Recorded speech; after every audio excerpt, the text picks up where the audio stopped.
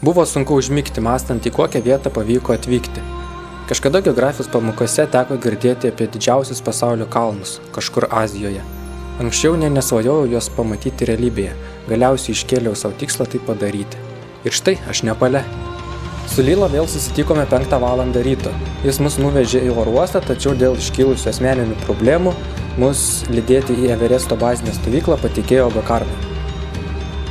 Oro uoste kuprines tik pasveria ir suženklina. Atvykę į vietinį oro uostą tikėjausi išvysti kur kas prastesnės būklės lėktuvus.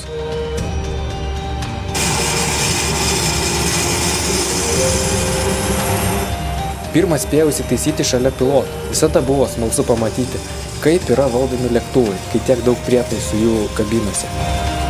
Vienas iš pilotų servetėle nuvalydamas užrasojusi langą ruošėsi skrydžiui.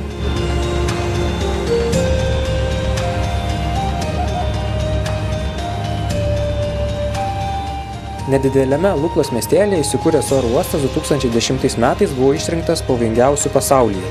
Čia vietinis nusileidimo takas driekėsi vos 460 metrų, 10 įprasto ilgio. Kadangi čia nėra jokių navigacijos priemonių, lakūnams tenka pasitikėti tik vaizdu pro kabinos langą. Situaciją dar labiau apsunkina tai, jog viename tako gale stūkso aukšti kalnai, o kitame gilus skardis. Keleivių čia netrūksta. Kadangi norint pasiekti Everesto apylinkės, tenka rinktis tarp 45 minučių skrydžio arba 5 dienų žygio kalnuotomis vietovėmis.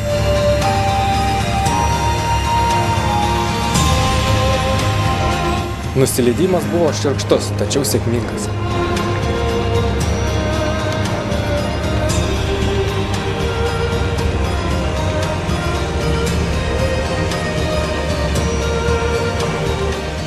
Tik nusileidome ir man prasidėjo nuotykiai. Po skrydžio aušrai palieku saugoti kuprinę ir nueinu į tualetą. Grįžęs šalia krovinių matau kuprinę, o bendražygių nėra. Pastebėjau taką kairėje ir ruošiuosi jo eiti. Tuomet pamačiau taką ir dešinėje. Nusprendžiau nerizikuoti ir niekur neiti. Laukiau, kol manęs pasiges ir grįš ieškoti. Po 10 minučių išgirdau ryčio šauksmą. Paaiškėjo, kad aušra pamiršo apie mane ir visi tiesiog išėjo papusryčiauti. Žygį pradėjome 2800 metrų aukštyje, tačiau kita nakvynė numatyta 150 metrų žemiau.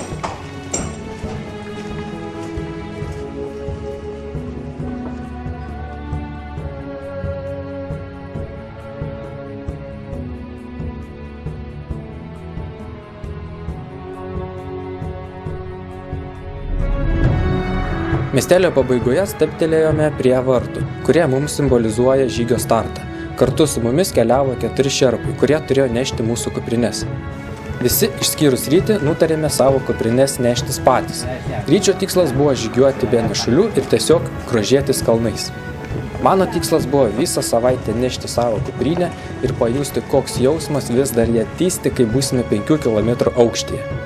Keliasdešimties metrų aukštyje įspūdingai atrodo metaliniai siūbuojantis tiltai.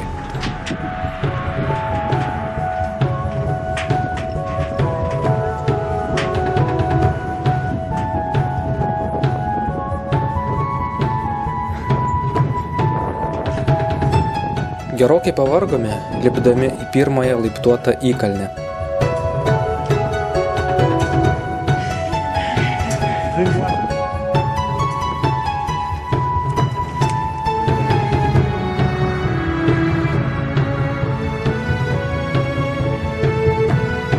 Pirmosios žygio dienos trasoje buvo daugiau nusileidimų negu pakilimų.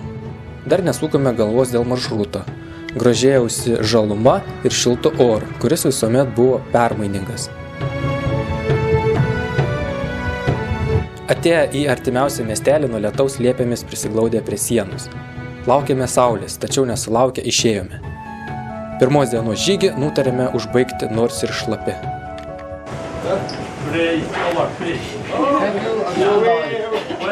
Pirmosios dienos žygio pabaigoje Gokas mus pasveikino ir pagyrė mūsų komandą.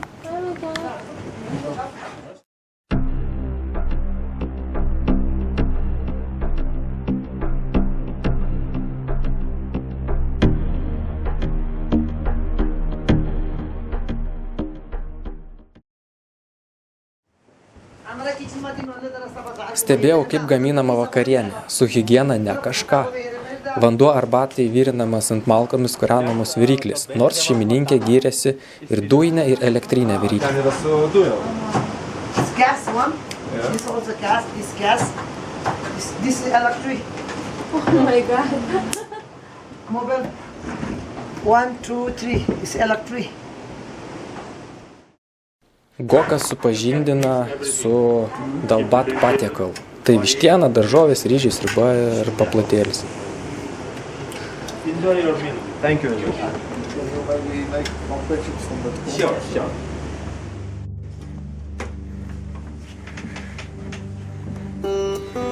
Įsikūrėme kambariuose, kurių kaina $2 už naktį. Juose nebuvo rozėčių, o telefono baterijos pakrovimas už atskirą mokestį. Šiandien žygis nebuvo sunkus, nakvosime 2652 metrų aukštyje. Aukščio poveikio organizmui nejūtame. Tad išėjome pasivaikščioti po apylinkės. Atsiskyręs nuo bendražygių atradau vaizdingą skardį, tačiau tai tik pirmos dienos įspūdžiai. Vėliau į tokius vaizdus nebekreipiau dėmesio. Po gardžios vakarienės aptarėme dienos įspūdžius. Gokas papasakojo istorijų apie žygius. Neilgai trukus išsiskirstėme, rytoj laukia nelengva diena.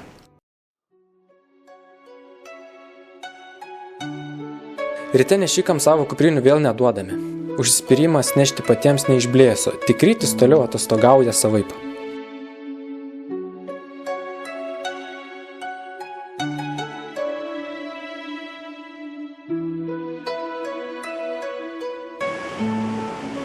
Virš sraunios upės keliamės per siūbuojantį metalinį tiltą.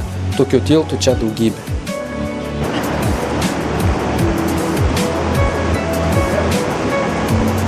Visus darbus vietiniai atlieka rankomis. Keista matyti, kad žolę rauna rankomis. Po nesenai įvykusio žemės drebėjimo stato namus ir viešbučius iš akmens. Kaltukai suformuoja plytas, statybos vyksta be cemento.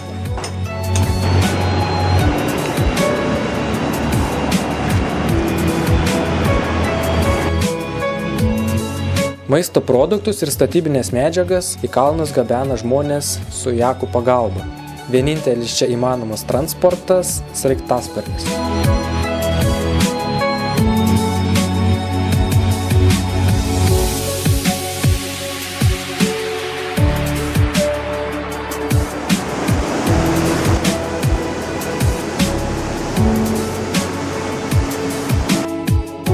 Keliaudami skardžio kraštu prie upės tolumoje pamatėme 2 tiltus.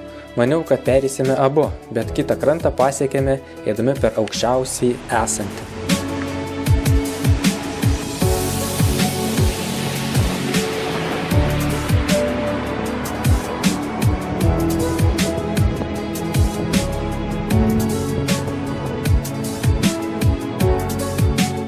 Jei ne debesis, tolumoje už šių medžių matytųsi Everestas.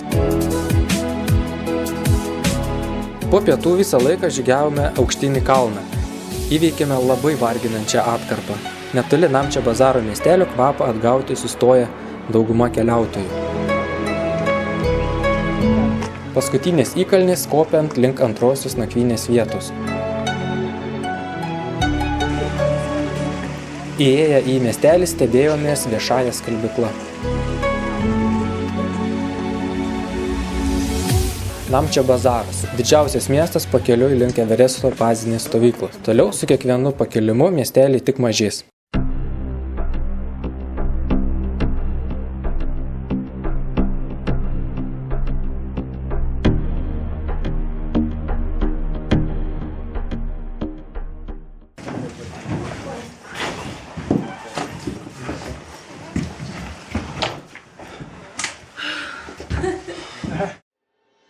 Antrosios nakvynės vieta. Žygis buvo sunkus, tačiau Gokas ilsėtis neleido. Didesniame aukštyje jau reikalinga aklimatizacija, todėl išėjome apsižvalgyti po miestą ir palypėti kiek aukščiau. Rytis trispalvę papuošė viešbučio langą. Turguje gausybė pigių ir padirbtų prekių. Bet kurioje miesto vietoje puikiai matėsi mūsų nakvynės vieta. Palipėjome kiek aukščiau. Nusileidus į miestelį, esantį žemesnėme lygyje, organizmui bus kur kas lengviau toleruoti aukštį. Skulptūra pirmajam šerpui užkopusiam į Everesto viršūnę.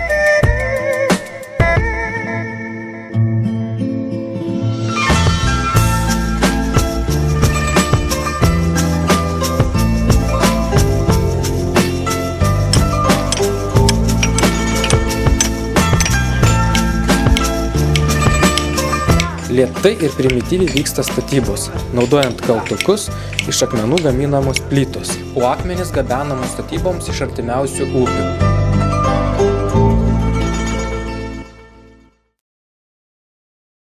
Pabudome 6:20, šiandien pirmoji aklimatizacijos diena. Organizmo prisitaikymas prie naujų klimato sąlygų. Už lango rūkas, atidėjom startą 2 valandoms.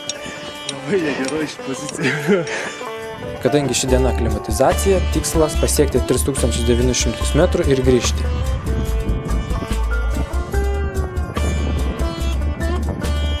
Beveik pasiekę dienos tikslą, būdami beveik 4 km aukštyje, deguonies trūkumą jaučiame tik daugiau judėdami. Kuo aukščiau esame, tuo įspūdingesni vaizdai atsiveria. Tačiau dalį jo užstoja debesis. Viešbučio restorane užsisakiau grybų sriubos ir kavos. Nustebėjau gavęs sriubą iš pakelio, tačiau kava buvo labai skani.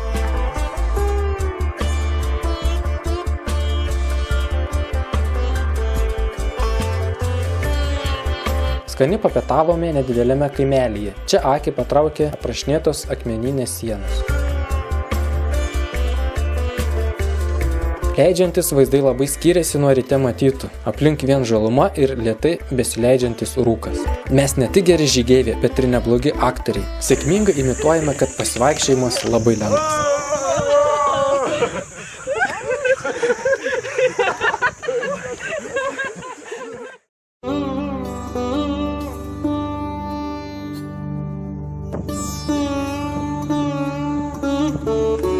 Sustojome pailsėti greta besilsinčių šerpų. Nepalietis gidas bandė pakelti jų nešamą krovinį.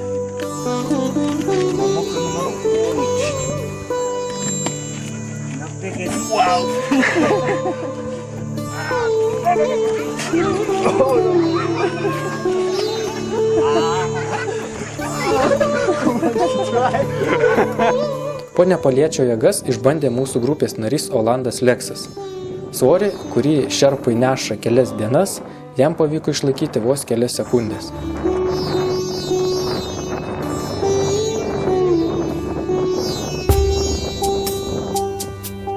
Pabandė ir lietuvis. Smile.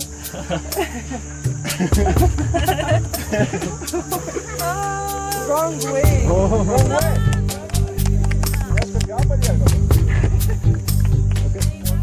Toliau leidžiantis, kalnus visiškai apgaubė rūkas. Visiškai praradome aukščio nuovoką. Jausmas lyg būtume vos kilometro aukštyje.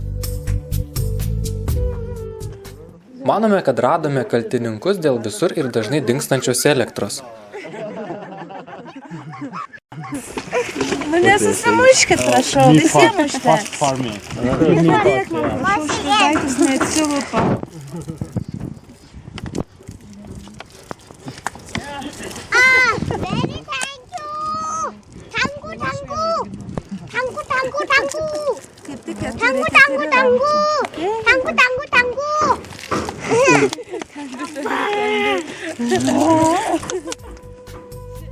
Gliukozė atrodo buvo verta neštis vien dėl džiaugsmo, kurį jis suteikė vaikams gyvenantiems kalnuose.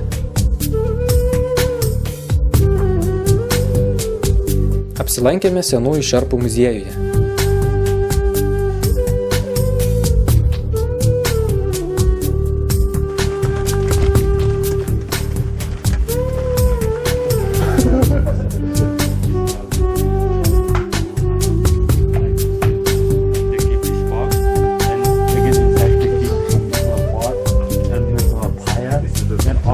Water, and when the water is warm, they take out the water.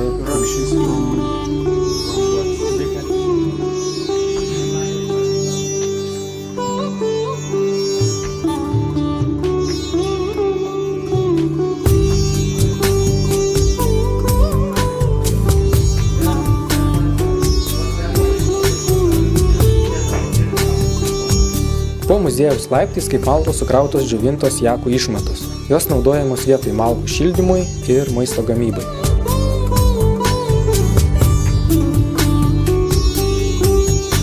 Bulviakasis mažame žemės lopinėlyje.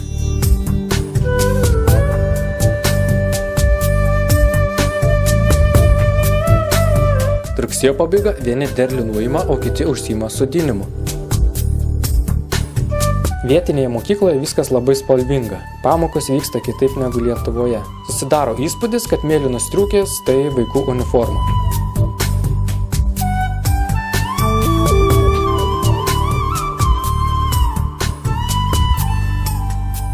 Nesu tikras, ar tai pamoka, tačiau vaikai tvarkingai, kaip pamokoje, sėdi ant kalniuko žvelgdami į miestą. Žemiau kažką pasakoja žaliai apsirengusi mokytoja.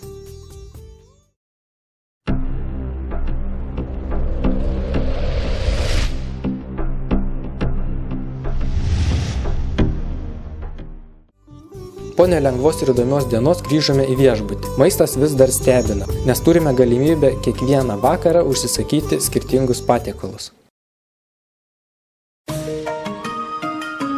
Rytas debesuotas, bet pro debesis dar galima pamatyti saulę.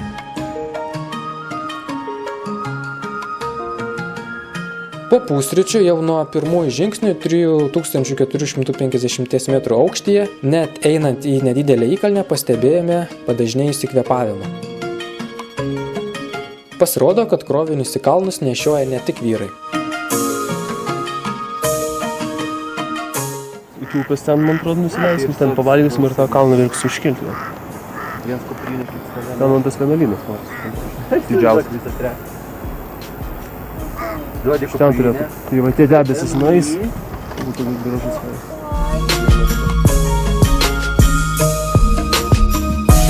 Iš čia jau matome nakvynės vietą, tačiau iki jos liko dar ne viena valanda kelio. Trasoje iki Everesto bazinės stovyklos tenka ne tik kilti. Šiuo metu leidžiamės 500 metrų. Ilgesnis nusileidimas reiškia ilgesnį kilimo laiką vėliau. Diena saulėta. Šiuo sezono metu tokių čia itin reta. Iki numatytos pietų vietos leidomės 2,5 valandos.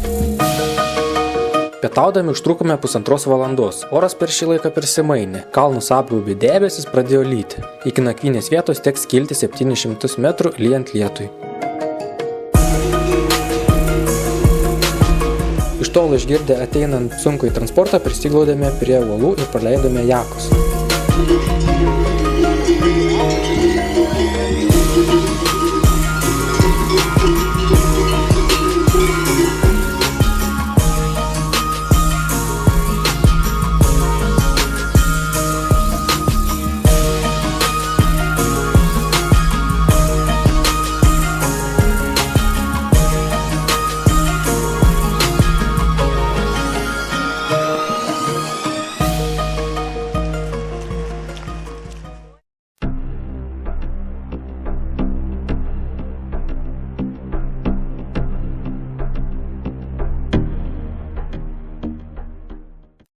Stovi vargsi su šalu, šlapia kambariu net. Negauna.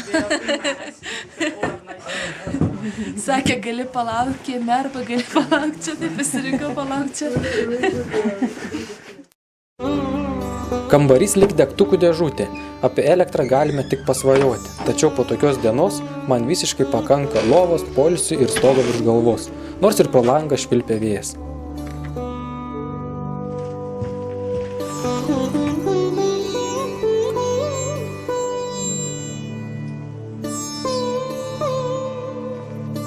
Kol įsikūrinėjome, nustojo lyti. Išėjome paklausyti vienuolių pamaldų. Žemės drebėjimas šiek tiek apgadino šventovę, tačiau jau vyko jos atstatymo darbai. Iš pagarbos vienuoliams nefilmavau ir nefotografavau pamaldų. Šventovės vidus buvo spalvingai dekoruotas.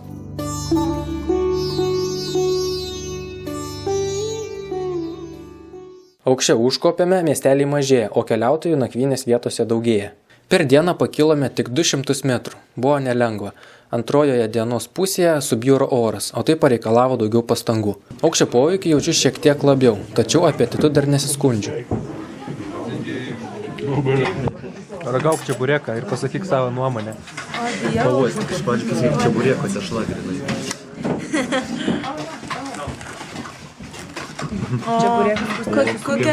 Kokia gali būti nuomonė apie čiburėką su snikeriu? Tik teigiama, tik teigiama. Kaip ten tas darė.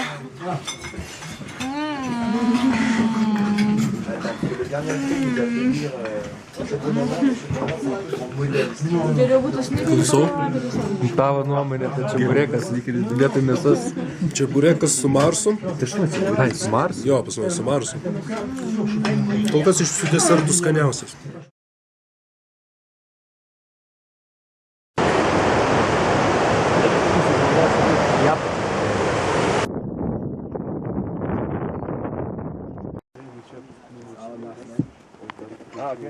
Didžiausia iš visų. Mažiausia šalia, didžiausia vėliava.